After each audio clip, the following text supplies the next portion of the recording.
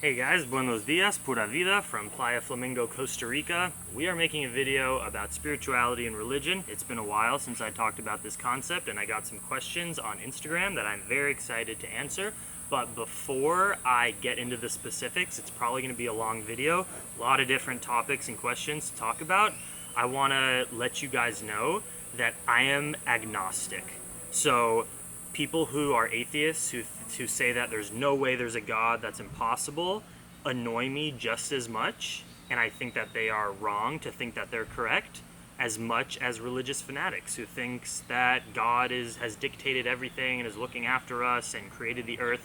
Both those things annoy me equally. I'm a rational, mainly science-based person. I'm spiritual, we'll get into that, but I hold the belief that there is no way to prove anything in the spiritual or religious realm. It is all an opinion, it is all a belief, so I'm agnostic. I'm open to the idea that I have no factual information on any of this. It's just what I think based on my human experience, and that I could be totally proven wrong. So I'm agnostic. I don't believe to know anything in terms of religion, like there's definitely not a God or there is a God. So everything I say here is just my opinion right now, and it could be wrong, but this is my opinion.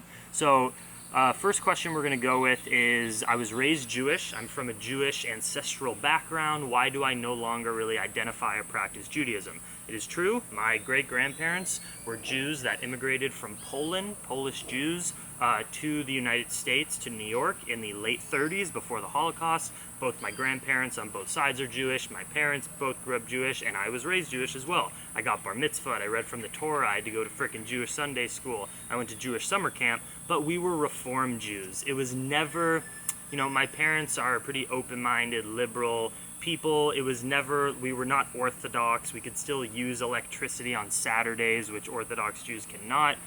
It was more of a cultural thing because Jews have been discriminated and killed and decimated over their entire history. So Jews hold a lot of pride in keeping up the Jewish tradition because we've been persecuted for so long. So I would say that that's how I was raised. Like, it was very much cultural. It wasn't as much a connection to God. That's not how my family really raised us. We weren't religious. We were quite secular, but culturally very Jewish. So we did like 2 or 3 Jewish holidays a year. I went to Jewish summer camp and all of that. And the reason I don't practice Judaism now is I don't believe that reading the Bible or the Torah and praying to a God and that, Moses parted the sea and that doing religious or Jewish biblical traditions is going to get you anywhere in terms of like God loving you more. I don't believe in biblical religious stuff whatsoever. I think that religions like Judaism, Christianity, Islam, Hinduism, whatever, can improve your life if you interpret those texts and traditions in order to be a more loving person. That's a beautiful part of religion. But the idea that like I'm a Jew because that's gonna get me to a good life and an afterlife and I won't be punished by God, that's just never connected me.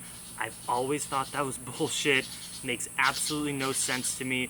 We are simply human beings that evolved from single-celled organisms, and we're just a part of this natural ecosystem, and we're here now to just live, and then we're gonna die. And I think that's beautiful. I think that is spiritual, but I don't think that praying to a certain God or a certain religion is more right than another thing. I think it's all just humans having fun and creating stories of trying to create order in this world. But the problem is so much of biblical religion involves discrimination. Orthodox Jews hold really weird views. We know what happens with the fucking Catholic Church with those pedophiles. We know that a lot of fundamentalist Christian people don't believe in gay marriage. All these discriminatory, gross things, and that turns me off religion so much, because why would you ever be a part of something that wasn't pure love and hated our fellow brothers and sisters? So that's why I don't practice Judaism. It just never connected or made sense to me. But I like Judaism in that it's like a cultural thing that I grew up in. I'm comfortable around Jews because that's the community I grew up in.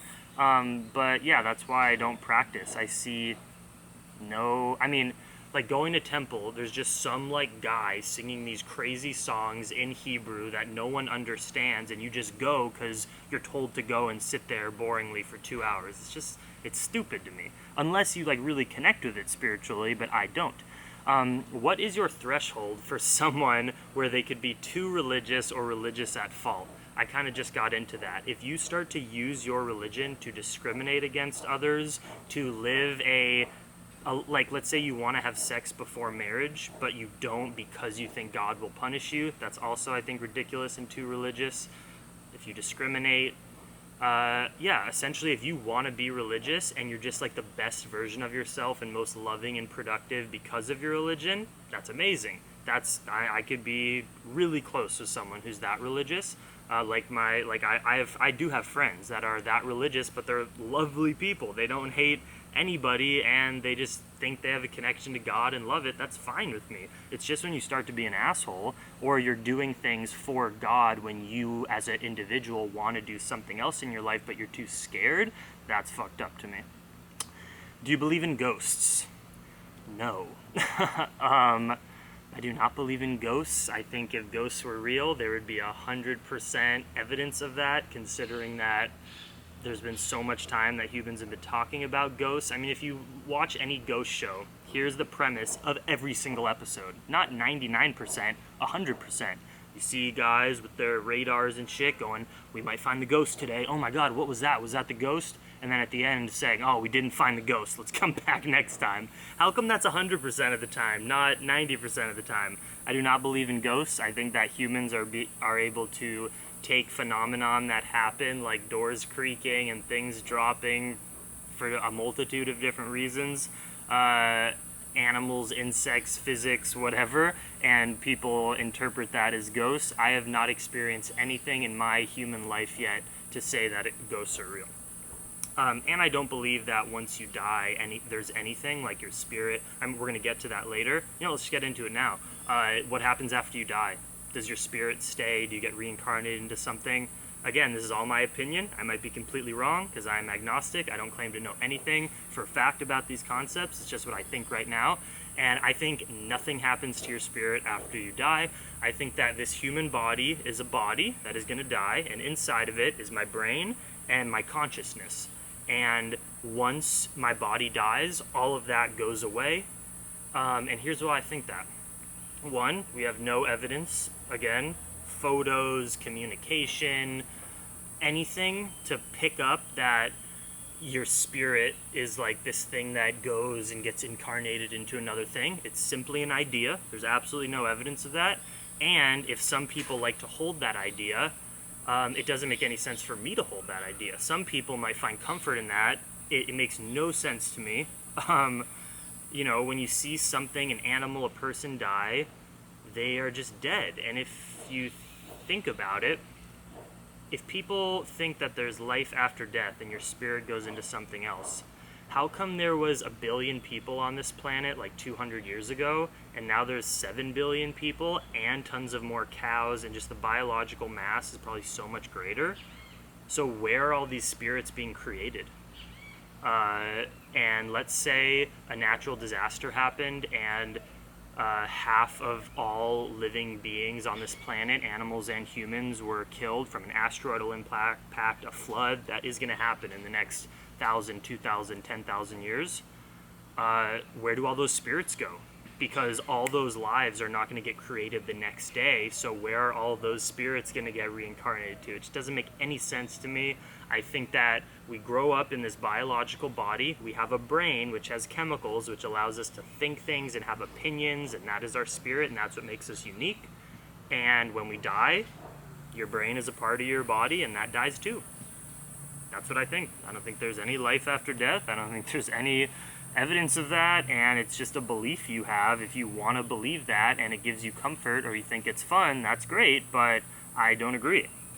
Do I believe in God? Not in the sense that religious people believe in God. I think that God is just a fun, interesting word, and if I had to say, like, what is my God, what is my higher power, it's just the biological universe. The fact that we are on a planet that is flying through space really fast and spinning, and we can look at these beautiful animals and plants, and we can connect with each other, and that feeling when you're kissing someone and hugging someone feels so good. And when you exercise, chemicals get released in your body that feels really good. And if you plant a seed, you can watch it sprout and you can eat it later. All of that biological, scientific, just reality of the situation that we're in right now seems to me like a powerful fucking thing that it's so powerful to me, I can think of it as God. But I don't think that anything is predetermined. I don't think that that you can pray to a higher power and someone's listening. I don't believe in any of that. Again, no evidence, nothing within me that tells me that that's the case. We're just here as biological little creatures, and we're gonna die, and we like to have fun, and that's awesome, so we should go have fun and try not to hurt people. And I do think that we're all connected, and here's why I think everything is one. The symbol of Om, oneness, the plants, the animals, everything. I can actually give you a scientific reality of why we're all one. You will hear a quote from astronomers, not astrologers, but astronomers, that says that our atoms and molecules that make up our skin and every physical thing is actually used to be atoms and molecules of stars, of different things in the universe, because the universe was around far before planet Earth. So all of that, everything on this planet, all the energy, because energy can never be created, it's just lost and then converted. Like when you burn something, it goes into heat. Energy is never, that's a scientific reality. When you take a shit and you release stuff from your body, even if it goes to the toilet, there's going to be microbes and organisms in that sewage system that are going to make life out of your shit. If you go shit in a field and stuff grows from it, and you plant a papaya tree and you shit by the papaya tree, some of those nutrients are literally going to go into the papaya tree, and then it's going to make a papaya, and then you're going to eat the papaya again and then shit it out again. We're all one. There's nothing different. Like, we're always just shedding energy, and other things are getting it, and then we put energy into our mouths, and it's just all going like this, and it's beautiful. It's all the same.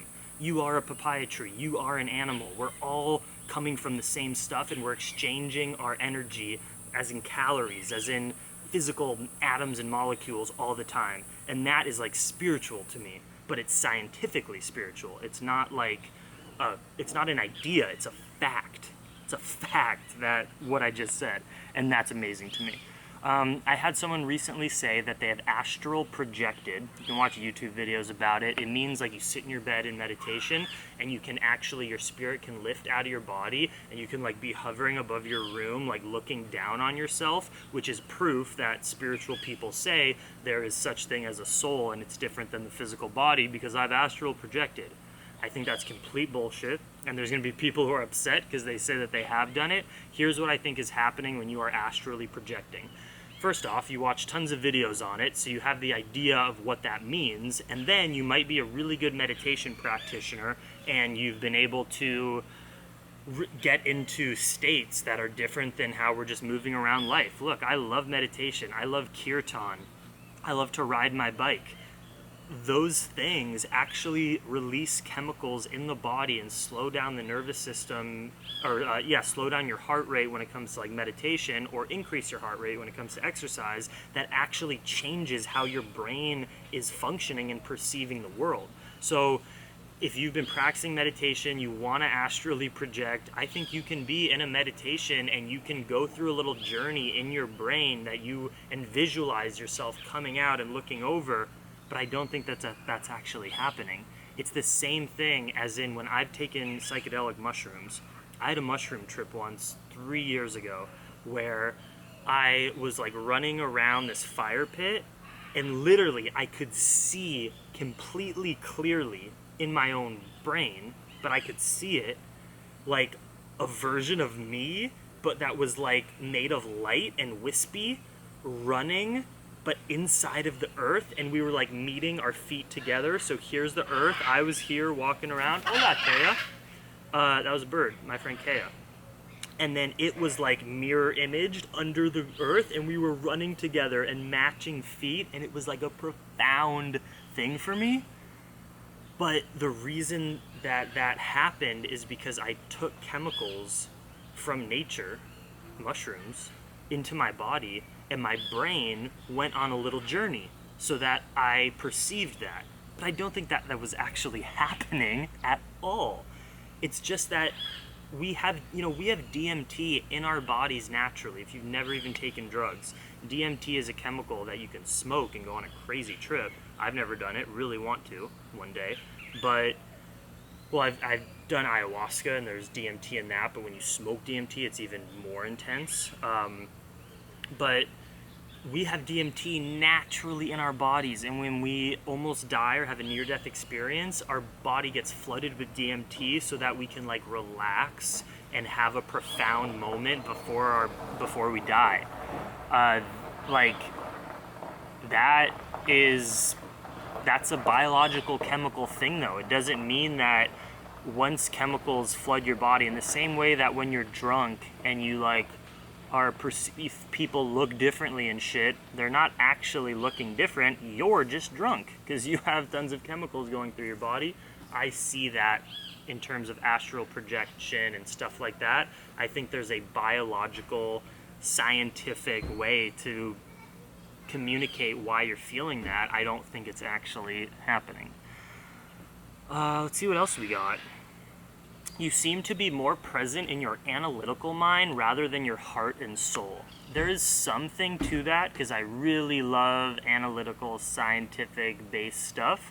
But no, if you really think about it, I love yoga, I practice meditation, I chant to myself, I run around on the beach with Maggie and just listen to the waves. And you guys only see me on YouTube. You don't see me 24 hours of the day. I do a lot of things that are just connected to my heart and not just on social media and analyzing politics and analyzing this stuff.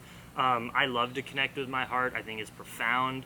But I am analytical, definitely. I'm not like one of those yogis who's just off in like la spiritual land. That's fine if you are. I've kind of been there in the past and it feels really good. Just, I think this trip has changed me too. I'm around people who are living sometimes really difficult, impoverished lives. And I've sort of like taken some of the energy of the people I'm around in terms of just like, I'm also traveling alone. I always kind of have to be looking around, and I'm really alone and independent out here, and my life can be pretty hard living on a 100-pound bicycle alone as a foreigner in places you've never been. So that might have something to do with it. But no, I think I am connected to my heart and soul, and I love that, and I love connecting with others. I'm not only in the rational, scientific mind all the time. If you had to be a part of religion, which one would it be? Buddhism or Hinduism. I've done extensive research on both of those. I took 2 college courses in Buddhism. I took college courses in Islam as well. But Hinduism, which I've done like self-study through my yoga teacher training, because yoga is not a religion, by the way. Yoga takes spiritual ideas from tons of different religions, but mainly Hinduism, and creates a spiritual way of living and practices like the asanas, which are the physical postures, but also just philosophies of non-attachment, which you could say are very Buddhist. And you could even say that Jesus's idea, Jesus was probably a Middle Eastern guy that just hung out with prostitutes and people with mental disabilities and with discriminated people, and probably gay people as well, and was like, hey guys, it's all peace and love actually. So yoga takes those concepts as well. So yoga is not a religion. Anyone of any religion can practice yoga. It's just a way of life that I love and connect with a lot in order to be the best version of yourself, to release attachments to unnecessary and material things, to practice the present moment, and to be a kind, giving person, which you could say is a Christian idea or a Jewish idea or something like that. So yoga is not a religion, but I would probably be a Buddhist. In my courses on Buddhism, it makes so much sense. The biggest tenets of Buddhism are that to live the middle path. What the middle path means are there 2 extremes. There's the rational realm where you say, this is an iPhone, this is my girlfriend, this is whatever, and you live with lots of attachments where you're like, oh no, if my iPhone goes in the water and breaks, no, I love my phone and I don't want it to break. And then there's the other realm, which is nothing is real. You could call it a nihilistic perspective. nothing's real, man. Why should we even be nice? We're all gonna die anyways. Buddhism is that middle path. It says, look, this is my iPhone. It's useful. I'm gonna treat it as an iPhone and call it that, but every single thing ends up dying. Even our iPhones. Even this table is gonna get crushed one day and it won't be a table anymore. So you have to live life using things in a functional way, but you're not attached to them because you know they're gonna die someday. So it's this middle path, and that is the most beautiful way to live, because that means we can be present. We can enjoy the things that are in front of us, like our relationships and feeling good and good food and sex and all of this stuff, but we can also be detached from it and honor that it's not there forever. When you attach to something and think you need that for your happiness, you're inevitably gonna suffer because you're going to lose it someday. Everyone's gonna die, like that mosquito. So you have to live life enjoying the things you have, but not too much to the point where they define your happiness, because then life is suffering because they're going to leave someday and then you're going to be sad. But if you lived life enjoying the things you had in the present moment and not being sad when they go away and die, that is enlightenment, because then you're not attached to things and you can be really happy. And meditation is amazing. It just helps us in this crazy world quiet and calm down our mind, and that feels really good. That is pretty much everything. I guess I'll talk a tiny bit more. One thing about yoga, I like Kirtan, when you're singing Hare Krishna songs and chanting to Ganesha and all this stuff, and I love doing that.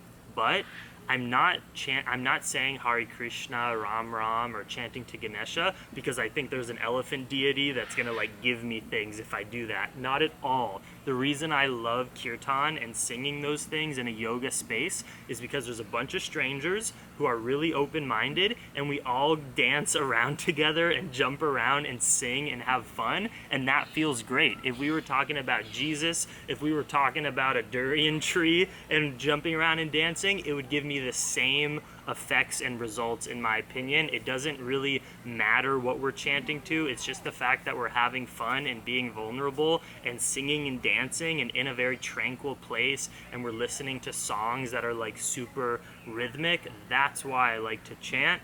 It's not because I think that Ganesha or Ram or Krishna are there to listen, if that makes sense. So that is what I think about religion and spirituality. I think that it makes going through life, if you do have a connection to something higher power or a spiritual practice, it makes the hardships of life a little bit nicer, because you can escape from the reality of life and think that maybe there's some reward later, or or there's someone looking after you so it'll get better later. But I think that that's just a human coping mechanism to get through this life, which is full of tons of pain and hard things. For me, I don't need that connection to feel happy. I can acknowledge that everything's a yin-yang. There's going to be moments when I'm really happy and everything's good, and then really shitty things are going to happen, and that's just because I'm a human, and you need to have both in order to appreciate the good times. You need the bad times, or else you won't be grateful for the good times. So I think that it's all...